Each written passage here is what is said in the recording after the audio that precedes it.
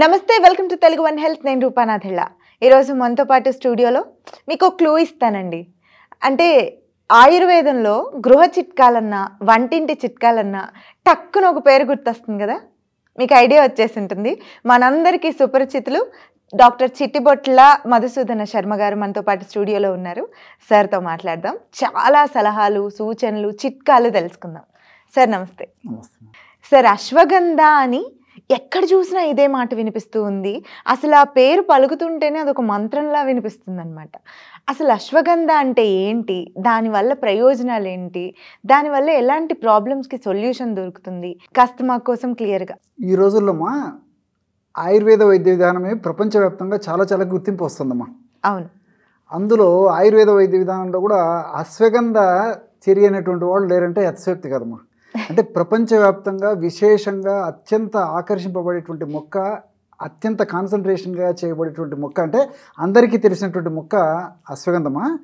So ఈ అశ్వగంధ ఒక మొక్కమ్మా. ఎక్కువ భాగము అశ్వగంధ వేర్లేనే మనం ఔషధంగా వాడుకుంటుంటారు. ఈ అశ్వగంధను పేరు ఎందుకు వచ్చిందని చెప్పేసి మీకు డౌట్ వచ్చి ఉంటుంది. అసలు అశ్వగంధ అంటే ఏంటి సార్? అదే కదా, అసలు ఆ పేరులోనే ఏదో ఉందనిపిస్తుంది. అశ్వం అంటే గుర్రం అనేటువంటి అర్థం అమ్మా. మన మహర్షులు చాలా క్లియర్గా చెప్పడం జరిగిందమ్మా. కరెక్ట్. అశ్వం అంటే గుర్రం, గంధ అంటే వాసన. సో గుర్రం వద్ద ఒక స్పెసిఫిక్ వాసన వస్తుంటుందమ్మా. గుర్రం దగ్గరికి వెళ్ళినప్పుడు మనం గమనించినట్టయితే అలాగా ఈ వేరు మనం వాసన చూసినట్లయితే గుర్రం వద్ద ఎలాంటి వాసన ఉంటుందో అలాంటి వాసన వేరు నుంచి వస్తుంది. కాబట్టి దీనికి అశ్వగంధ అనేటువంటి పేరు పెట్టడం జరిగిందమ్మా. అట్లే వాజీ గంధ, తురంగ గంధ అనేటువంటి పేర్లు కూడా ఉన్నాయమ్మా. వాజీ అన్న గుర్రం అనేటువంటి అర్థం సంస్కృతం. అసలు ఇదే అశ్వగంధ మొక్కకి ఈ పేర్లు కూడా ఉన్నాయి. చాలా చాలా పేర్లు ఉన్నాయమ్మా. తురంగ గంధ అంటారు. తురంగం అంటే హార్స్, గుర్రం. సో తురంగం అన్న, వాజీ అన్న ఈ పేర్లన్నీ గుర్రానికి ఉన్నాయి కాబట్టి దీనికి అశ్వగంధ అనేటువంటి పేరు ఉంది. రెండవది ఏంటంటే గుర్రానికి మంచి శక్తి ఉంటుందమ్మా. చిన్న చిన్న వ్యాధులు కూడా గుర్రానికి రావు మిగతా జంతు జాతులతో పోల్చుకుంటే. అటువంటి అద్భుతమైనటువంటి శక్తి కలిగినటువంటి రసాయన ఔషధ గుణాలు అశ్వగంధలు ఉండడం చేత కూడా దానికి అశ్వగంధ అనేటువంటి పేరు పెట్టడం జరిగిందమ్మా. గుర్రం చాలా బలంగా, అటువంటి బలకరమైనటువంటి శక్తి మనుషులకు కూడా వస్తుందనేటువంటి ఉద్దేశంతో ఆ యొక్క పేరు పెట్టడం జరిగిందమ్మా. Super sir. అశ్వగంధ మొక్క పేరు తెలిసేమో గానీ ఇంత డీటెయిల్డ్ గా ఎవరికి తెలిసి ఉండదు. అందుకే బలద అనేటువంటి పేరు కూడా ఉందమ్మా. బలద అంటే బలాన్ని కలగజేసేటువంటిది అని చెప్పి పేర్లోనే తెలిసిపోతుంది. ఎగ్జాక్ట్లీ అమ్మా. సో ఇలా రకరకాల పేర్లతో మన మహర్షులు ఏనాడు చెప్పడం జరిగిందమ్మా. కానీ ఈరోజు ప్రపంచవ్యాప్తంగా చాలా గుర్తింపు వచ్చిందమ్మా అశ్వగంధకి. అందుకే మన మహర్షులు ఇవన్నీ గుర్తుంచుకొని పూర్వకాలం నాటే పేరు లేని వ్యాధికి పెన్నేరు మందు అని చెప్పేసి చెప్పడం జరిగిందమ్మా. అంటే ఈ రోజుల్లో రకరకాల జబ్బులు వస్తున్నాయమ్మా. కొన్ని జబ్బులు కనుమరుగు అయిపోతున్నాయి, కొన్ని జబ్బులు కొత్త కొత్త వస్తున్నాయి. భవిష్యత్తులో ఎలాంటి జబ్బులు వస్తాయో కూడా మనం కలగనలేదు. సో సమస్తమైనటువంటి జబ్బులకి వైద్యుడు తన యుక్తితో ఆ యొక్క ఔషధాన్ని అశ్వగంధ తయారు చేసి ఇవ్వగలిగితే అన్ని జబ్బులకు పేరు లేని వ్యాధికి పెన్నేరు మందు. అంటే ఈ వ్యాధి పలాంది మనకు అర్థం కాలేదనుకోండి అమ్మా, దానికి కూడా పెన్నేరు గడ్డలు, దీన్నే తెలుగులో పెన్నేరు గడ్డలు అంటారమ్మా. అశ్వగంధను కొన్ని ప్రాంతాల్లో పెన్నేరు గడ్డలు ఉంటారు, ఇట్లా బొమ్మడాలు గడ్డలు అని చెప్పేసి కూడా చెప్తుంటారమ్మా. సో పేరు లేని వ్యాధికి పెన్నేరు మందు. చాలా పేర్లు ఉన్నాయి. ఎస్ అమ్మా. సో అటువంటి వ్యాధులు కూడా వాడుకోవచ్చు అనేటువంటి ఉద్దేశంతో ఆ పేరు పెట్టడం జరిగిందమ్మా. అట్లే ఈ శాస్త్రీయంగా విథానియా సోమ్నిఫెరా అనేటువంటి పేరు ఇవ్వడం జరిగిందమ్మా దీనికి. విథానియా సోమ్నిఫెరా. యాక్చువల్గా ఈ యొక్క అశ్వగంధ గుణం ఏంటంటేమ్మా, శాస్త్రజ్ఞుడు పరిశోధన చేసి నిరూపించడం జరిగిందమ్మా. శారీరక శక్తిని మానసిక శక్తిని కలగజేయడం కాక టెన్షన్ రిలీవ్ చేసేస్తుందమ్మా. సో ఎప్పుడైతే మనకు టెన్షన్ రిలీవ్ అయిందో ప్రశాంతంగా నిద్ర కూడా పడుతుందమ్మా. సోమ్న అంటే నిద్ర అనేటువంటి అర్థం. విథానియా సోమ్నిఫెరా అంటే ఆ యొక్క ఔషధంలో నిద్రను కలిగజేసేటువంటి గుణాలు కూడా ఉండడం చేత విథానియా సోమ్నిఫెరా అనేటువంటి పేరు కూడా జరిగిందమ్మా. అంటే ఆ అశ్వగంధను మనం వాడుకోవడం వల్ల ప్రశాంతమైనటువంటి నిద్ర మన సొంతం అవుతుందమ్మా. ఎప్పుడైతే నిద్ర మన సొంతం అవుతుందో సగం జబ్బులు తగ్గిపోతాయమ్మా. ఆరోగ్యం అర్ధరోగహరే నిద్ర అని చెప్పి చెప్తుంటారు కదమ్మా మన పెద్దలు కూడా. సో సైడ్ ఎఫెక్ట్స్ లేకుండా చక్కటి నిద్రను కలుగజేసేందుకు కూడా అశ్వగంధ ఉపయోగపడుతుందమ్మా. అందుకోసమే విథానియా సోమ్నిఫెరా అనేటువంటి పేరు పెట్టడం జరిగిందమ్మా. ఈ విధంగా ఆధునికంగా శాస్త్రీయంగా ఆ పేరు మనం ఋషులు చెప్పిన దానికి వాళ్ళు ఇప్పుడు అన్వయిస్తున్నారు. మన మహర్షులు ఏనాడో ఈ విషయాలన్నీ చెప్పడం జరిగిందమ్మా. దీని గొప్పతనం గురించి చెప్పారు. మనకి రెగ్యులర్గా ఉన్న ఈ లైఫ్ స్టైల్లో ఎలాంటి ప్రాబ్లమ్స్కి మంచి సొల్యూషన్ లాగా పనిచేస్తుంది? ఓకే అమ్మా, ఇంతకుముందు చెప్పాను కదమ్మా, వ్యాధి నిరోధక శక్తిని పెంచేందుకు ఇది చాలా అద్భుతంగా పనిచేస్తుంది. ఎలాంటి వ్యాధికి? ఎలాంటి వ్యాధి అమ్మా, వ్యాధులు రాకుండా ఉంటాయి, వచ్చినటువంటి వ్యాధులు తగ్గేందుకు కూడా ఉపయోగపడతాయమ్మా. సో సామాన్యమైనటువంటి వైరల్ వల్ల వచ్చేటువంటి జ్వరం నుంచి పెద్ద పెద్ద క్యాన్సర్ల వరకు కూడా అన్నిటికీ అద్భుతంగా పనిచేస్తుందమ్మా. ఇప్పుడు మీరు ఈ క్వశ్చన్ అడుగుతుంటే నాకు మరొక విషయం గుర్తొస్తుందమ్మా. దీని మీద దేశ విదేశాల్లో విపరీతమైన పరిశోధనలు కూడా జరిగాయమ్మా. ఉదాహరణకి మణిపాల్లో మెడికల్ కాలేజ్ ఉందమ్మా కర్ణాటకలో. అక్కడ చాలా రోజుల పాటు అశ్వగంధ మీద వాళ్ళ మెడికల్ కాలేజీలో రీసెర్చ్ చేశారమ్మా. రీసెర్చ్ చేసి వాళ్ళు గమనించినటువంటి విషయాలు ఏంటంటే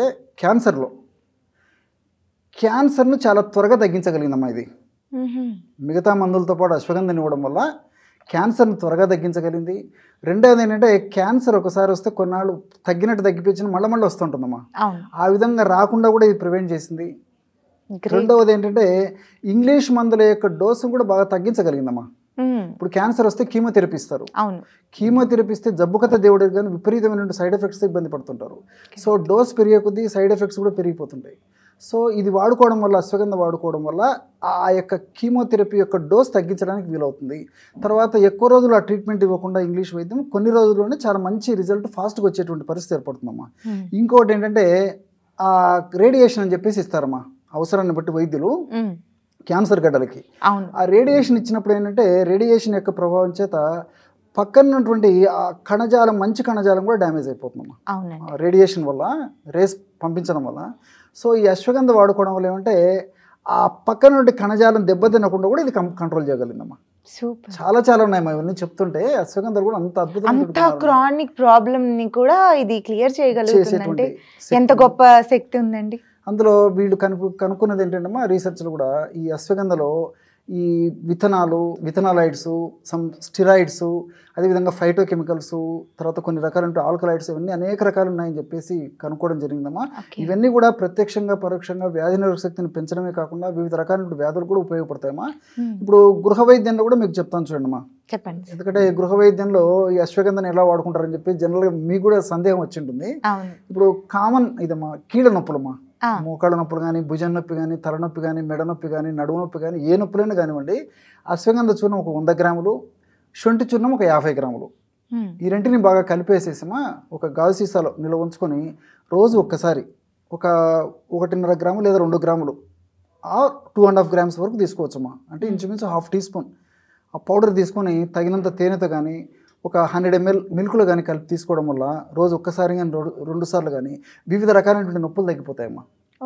అంతేకాకుండా ఇదే ఔషధాన్ని కాస్త నువ్వుల నూనె కానీ లేకపోతే ఆవాల నూనెతో కలిపేసి పైకి లేపనం చేయడం వల్ల స్థానికంగా ఆ ఔషధం పనిచేసి ఆ నొప్పులు కూడా తగ్గిపోతాయమ్మా. అదేవిధంగా ఆడవాళ్ళలో చాలామంది చెప్పుకునేటువంటి సమస్య తెల్లబట్ట, వైట్ డిశ్చార్జ్, మానసికంగా చాలా కుంగిపోతుంటారమ్మా. వీళ్ళకి కూడా ఏంటంటే ఈ అశ్వగంధ చూర్ణము ఒక 25 గ్రామ్స్, ఒక 5 గ్రామ్స్ స్ఫటిక భస్మం దొరుకుతుందమ్మా. శుభ్రభస్మ అని ఆయుర్వేదిక్ మెడికల్ షాప్లో ఇవన్నీ దొరుకుతాయమ్మా. శుభ్రభస్మ, అశ్వగంధ చూర్ణం 25 గ్రాములు, శుభ్రభస్మ 5 గ్రాములు, మొత్తం 30 గ్రాముల ఔషధం రెడీ అయిపోయింది కదమ్మా. రోజు ఉదయం 1 గ్రాము, రాత్రి 1 గ్రాము, ఎక్కువ కూడా అక్కర్లేదమ్మా. 1 గ్రాము ఉదయము, 1 గ్రాము రాత్రి, ఆహారానికి ఒక అరగంట ముందు ఆ 1 గ్రాము ఆ యొక్క పౌడర్లో కాస్త వెన్న లేకపోతే నెయ్యి కలిపేసి రంగరించేసి నాకొని మింగడం వల్ల కూడా ఈ మహిళల్లో మాతృమూర్తుల్లో వచ్చేటువంటి ఈ యొక్క వైట్ డిశ్చార్జ్ తగ్గిపోతుందమ్మా. చాలా మంది ఇబ్బంది పడుతుంటారు. ఇలాంటి అనేక రకాలైన జబ్బులకి అశ్వగంధ పనిచేస్తుందమ్మా. అవును సార్, అశ్వగంధ గురించి చాలా గొప్ప విషయాలు చెప్పారు, చాలా ప్రాబ్లమ్స్కి సొల్యూషన్ అని కూడా చెప్పారు.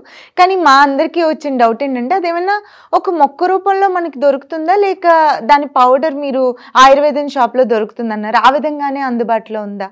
ఇక్కడమ్మా మొక్కలు అయితే దొరుకుతాయమ్మా. అశ్వగంధ మొక్కలు ప్లాంట్, అది సొరనేసి కుటుంబానికి చెందినటువంటి మొక్కలు. ఈ గ్రామ ప్రాంతాల్లో, పట్టణ ప్రాంతాల్లో, కొంత నగర ప్రాంతాల్లో కూడా దొరుకుతాయి. కానీ ఆ మొక్కను కనుక్కొని తెచ్చుకొని వాడుకోవడము కొంచెం కష్టతరమైనటువంటి విషయమా. కొంతమంది ఆ రంగంలో పరిచయమైనటువంటి వాళ్ళైతే ఈజీగా తెచ్చుకోగలరు, కానీ చాలామంది కనుక్కోవడం కష్టము. ఏది ఏమైనప్పటికీ మనకు మనసు ఉంటే మార్గం ఉందమ్మా. సో దానికి సంబంధించినటువంటి మనకు అన్ని మార్కెట్లో దొరుకుతాయమ్మా. ఇప్పుడు అశ్వగంధ చూర్ణం మార్కెట్లో దొరుకుతుంది. అదేవిధంగా అశ్వగంధతో తయారు చేసినటువంటి టానిక్ అమ్మా, అశ్వగంధ అరిష్ట అంటారు. సో అది మనకు టానిక్ మార్కెట్లో దొరుకుతుంది. తర్వాత చిన్నపిల్లలు బాగా రుచికరంగా ఉండాలనే ఉద్దేశంతో టేస్ట్గా ఉండేటువంటి మెడిసిన్స్ ఎక్కువ ఇష్టపడుతుంటారు. సో అశ్వగంధ లేహ్యం అమ్మా. సార్ చిన్నపిల్లలు కూడా వాడుకోవచ్చు, చాలా బాగా పనిచేస్తుంది. పిల్లల నుంచి పెద్దల వరకు ఓకే. వృద్ధుల వరకు ముసలి వాళ్ళ వరకు అందరూ వాడవచ్చు మా. సరే ఏదన్నా ప్రాబ్లం వస్తేనేనా, ప్రాబ్లం రాకపోయినా ముందుగా రోజు కొంచెం తీసుకుంటే మంచిదా? అదే మా ప్రాబ్లం వచ్చిన తర్వాత అయితే కంటిన్యూ కొన్నాళ్ళ పాటు వాడుకోవచ్చమ్మా. ఏది ప్రాబ్లం రాకపోతే సంవత్సరానికి కనీసం 1 నెల కానీ 2 నెలల పాటు కానీ అశ్వగంధ చూర్ణాన్ని కానీ, అశ్వగంధ చూర్ణం అంటే రోజు 1/2 టీ స్పూన్ పాలలో కానీ తేనెతో కానీ తీసుకోవచ్చు. లేకపోతే టానిక్ అయితే అశ్వగంధ అరిష్ట అనేటువంటి పేరుతో దొరుకుతుందమ్మా. అది రోజు ఒక 10 ml లిక్విడ్ 10 ml నీళ్ళు కలిపి తీసుకోవచ్చు. తర్వాత లేహ్యం అయితేమా చిన్నపిల్లలు అయితే జస్ట్ ఒక 1/2 టీ స్పూన్ తీసుకోవచ్చు. వయస్సును బట్టి ఒక 1/2 టీ స్పూన్ వరకు కూడా రోజు ఒక్కసారి తీసుకోవచ్చుమా. తర్వాత అశ్వగంధ ట్యాబ్లెట్స్ కూడా దొరుకుతున్నాయమ్మా. సో అశ్వగంధ ట్యాబ్లెట్స్ అయితే రోజు ఉదయం ట్యాబ్లెట్స్ లా ఉంటే రోజు ఉదయం 1 సాయంత్రం 1 తీసుకోవాలి. ట్యాబ్లెట్స్ సన్నగా ఉంటే రోజు ఉదయం 2 సాయంత్రం 2 తీసుకోవచ్చు. అశ్వగంధ తైలం దొరుకుతుంది. ఓ తలకు కూడా? తలకి హెడేక్స్ తగ్గిపోతాయి, మంచి నిద్ర వస్తుంది. తర్వాత ఆ తైలాన్ని అప్లై చేసుకుంటే బాడీ పెయిన్స్ తగ్గిపోతాయి. హెయిర్ ఫాల్ ఆగుతుందా? హెయిర్ ఫాల్ కి అశ్వగంధతో తయారు చేసిన ఇతర ఔషధాలు ఉన్నాయమ్మా. డైరెక్ట్ అశ్వగంధ అయితే వాడరమ్మా. రైట్ సార్, చాలా చక్కటి ఇన్ఫర్మేషన్ ఇచ్చారు. చాలా డౌట్స్ క్లియర్ అయిపోయినాయి మాకు. Thank you. నమస్తే.